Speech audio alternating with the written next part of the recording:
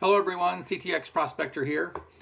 If you own a Minelab CTX-3030, you know how expensive these are. This is my first one. It came with my detector. You can see it's kind of scratched up and so on. And I did purchase a second one eventually. These last a really long time, as you well are aware, I'm sure, if you've used it. And but I went to buy a second one because I wanted to, when I'm hunting down in Florida, I'm hunting 8 hours plus, and I don't know, I just like to start out a hunt with a fresh battery pack. And I also hunt with my CTX with the GPS on, so I'm doing geo tracking, I'm marking my finds, and so on and so forth. And if I'm hunting at night, I've got the display on. So anyway, going through some juice. So I like to have two, but I went to look at purchasing a second one, which I did. This one, notice, 150 bucks.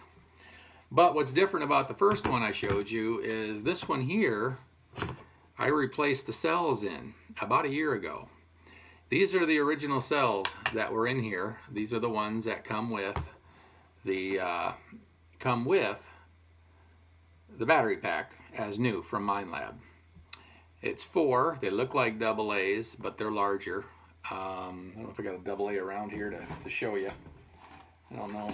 Here I've got a rechargeable one here. So here's a double A, and these are the size. So there's 4 of them. It looks like there'd be more. Of course, if you have the double A adapter for the CTX 3030, I think it takes 6 or 8 of these. I can't remember. I've got it, but I just don't use it very much. So anyway, what I wanted to show you is I replaced the batteries in here, my original, with some cells that I found on eBay.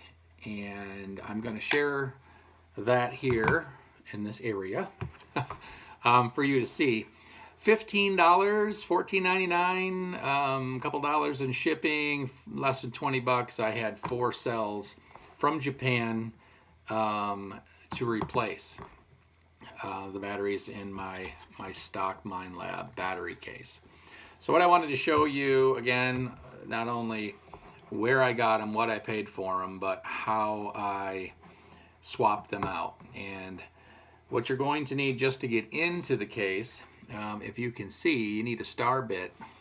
There's one here, there's another here, and there's 4 others basically recessed in the 4 corners here. And it is a T10 as a size. This just happens to have a 2.5 inch shank right here, but it is a star bit. I don't know if you can see that or if you need to. You know what a star bit looks like. If you've got your battery, you can see it's a star shape. So pick one of these bad boys up. It'll really help you. Well, you actually need to. I don't think you're going to be able to do it with a Phillips, even if you tried. So anyway, I'm going to show you real quick what the inside of the battery pack looks like. I'm going to tell you how I swapped it out. You're going to need to do a little bit of soldering. Don't get freaked out. You can grab yourself a little soldering iron. If you still have a Radio Shack in your area, check there and grab one there and some solder. So, but it's really not that bad. So anyway, let me show you a little bit about disassembling this. Okay, so here we have the battery pack. I'm going to, of course, open the one that is scratched up, the one that I've already changed. There's already cells in here, the ones that I showed you earlier that I purchased off eBay. So to get in here, we've got 6 star screws. And basically, you're going to want to get into the 4 in the corners first.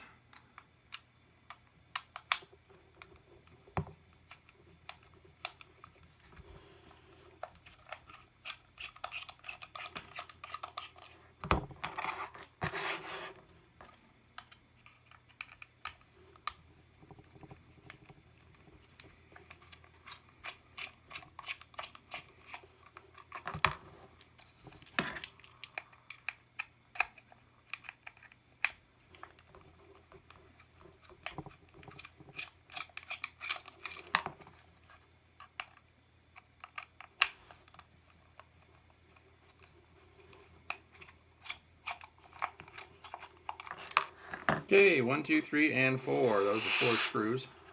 At that point, this is just going to come off here, okay? So it just falls right out.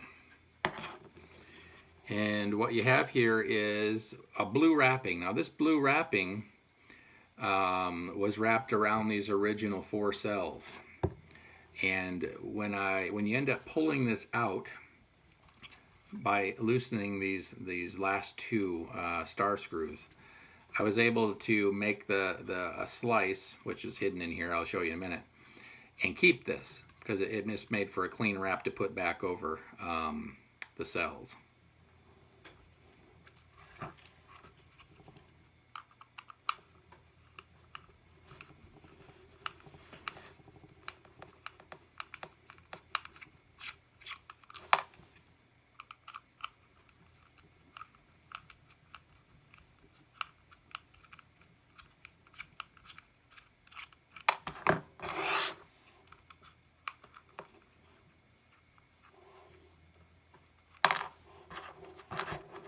This little part here, it's just as the kind of catches the ribbon here.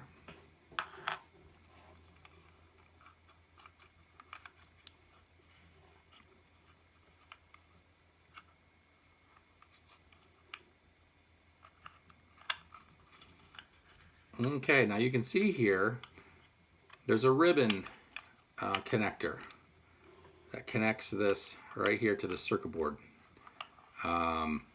And what I did is pulled it out just enough that I could make a slit.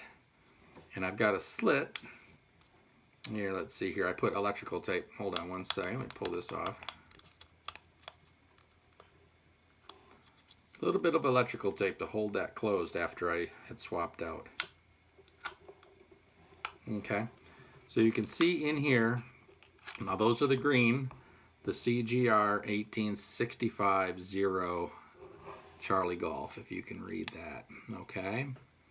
And those are the ones, and these are Japanese cells, and it was suggested to go with Japanese, not Chinese. So if you want to get the Japanese, do look for that designation that they were manufactured in Japan. So that's there. Now on the ends here,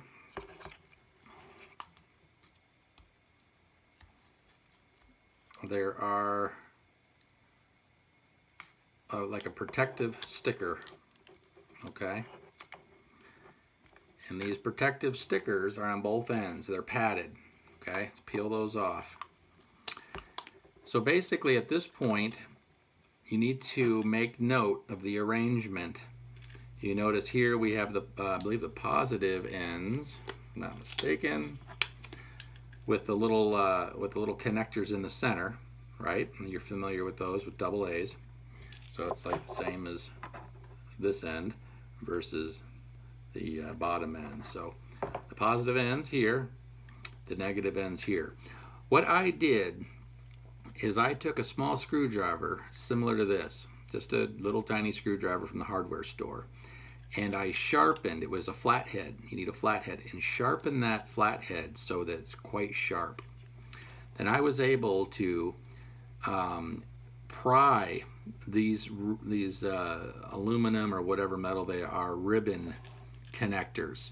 So I pried those off ever so carefully, and I kind of tweaked the screwdriver, the flathead screwdriver, about the same size as a star, but of course a flathead, sharpened. Either sharpen it on you could sharpen it on the sidewalk, you can sharpen it on cement, you can use a grinder, whatever you want to do, just to sharpen that flathead. And put that in there and tweak it back and forth. And this is where you got to really be patient, because you're going to be reusing this metal ribbon connectors. Okay, so one at a time, I would work those off, both sides. Be careful that these aren't touching anything after you pull them away. You need to kind of get them pulled away, maybe pinch some electrical tape over them. Again, these are lithium-ion batteries, and you don't want anything to go wrong, okay, with shorting them. So anyway, go ahead, and that's basically what you do. You're going to pry these off, pry them off here, fold back the metals, secure them, peel off the other side, and it's basically the same exact thing. You've got the metal connectors on both sides, and you're going to pry those off.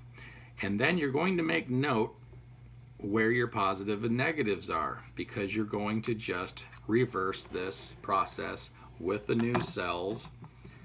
These are the old ones, but with the new ones. And what I did is, notice how these are kind of in a square pattern, right? These are still in the square pattern, and they're glued together like with hot glue, you know, from a hot glue gun. I did the same thing with these. I kind of, as you can tell, this is how these look.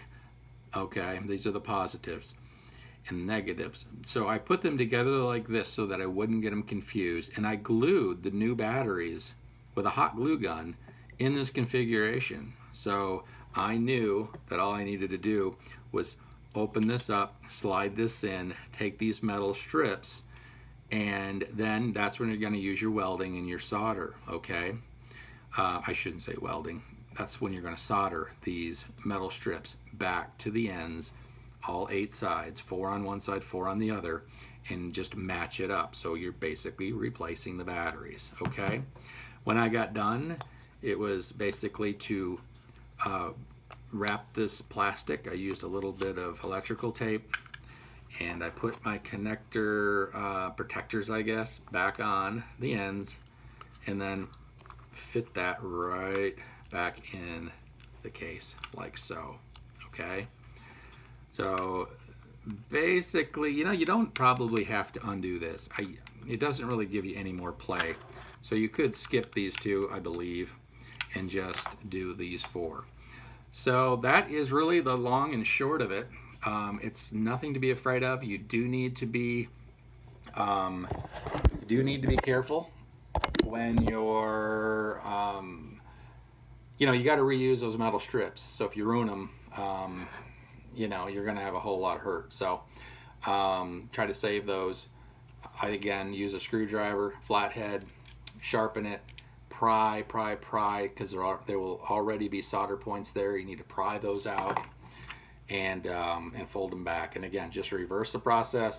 Get your batteries, your new one. Get a hot glue gun. It worked great. Whatever you want. Get your batteries lined up correctly. So that's just plug and play. You get them back in there. Each solder, don't want to get it too hot. You don't want to fry the battery.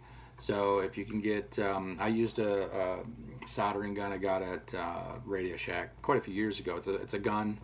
I don't know, it's 150 to 230 watts, I believe. It's got a high and or medium and a high setting, or low and a high, whatever. So basically, folks, this right here for less than 20 bucks, you can swap out these cells, and I just showed you. It's basically, the hardest part of the whole thing is getting the metal strips undone and then soldered back on. That's probably the most tedious, time-consuming kind of situation. So other than that, you're just going to reassemble this, reverse how you know, took it apart, and plug it in. So I'll show you that in a minute. Okay, everyone, what I've got here is I've got the my old, let's pull it out here. This is my old battery pack for my CTX-3030, and I just showed you that I swapped the batteries out. There's the old ones, and there it is on the charger, just charging away. Works exactly the same. When it gets done charging, the battery stays green, and you're good to go. So less than $20 and a little bit of time. I mean, it's a no-brainer, folks.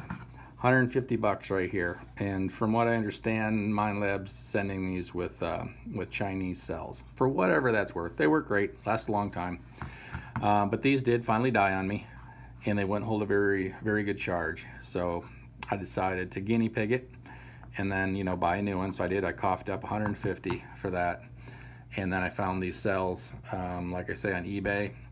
I'll put those in the, I'll put a link in the description. I don't know how long it'll stay valid for, but anyway, you can go check it out. And the serial number is there as well. And I did a lot of research prior to that to make sure I got the right voltage and whatnot. So I've been using this, like I say, about a year and a half now. It holds a charge, all of that as a OEM from Minelab.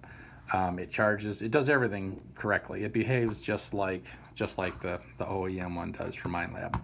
It charges, discharges, operates, everything. I can't find any difference in it. So except for it's cost me about, you know, $18 versus $150, and about, you know, let's give yourself an hour to do it. Take your time. So anyway. Okay, everyone. Well, I hope you enjoyed that. I hope you can put that to use. Get yourself some of those cells, and if you've got an old battery pack, what have you got to lose? You know, $15 and the shipping, and I think they're actually, I think it's $14.99. It comes with a charger even. I mean, you don't really need that, but I mean, and I don't know what these cells would fit in, but I mean, for 15 bucks to your door, you've got 4 cells. And as you can see, these is charging right away here. So, hey guys, that's a windfall in my book. It's an expensive detector. The batteries are expensive. Everything about it, Minelab's expensive. But I've found, 1.5 years now running, that for the money, you can swap those batteries out, and they work fabulous. Okay, I've chatted enough about this. CTX Prospector here. Thanks for watching. Let me know. Write some comments. You got questions, experiences, or whatnot. I'd love to hear about it, okay? Thanks again. Thanks for watching. Like and subscribe.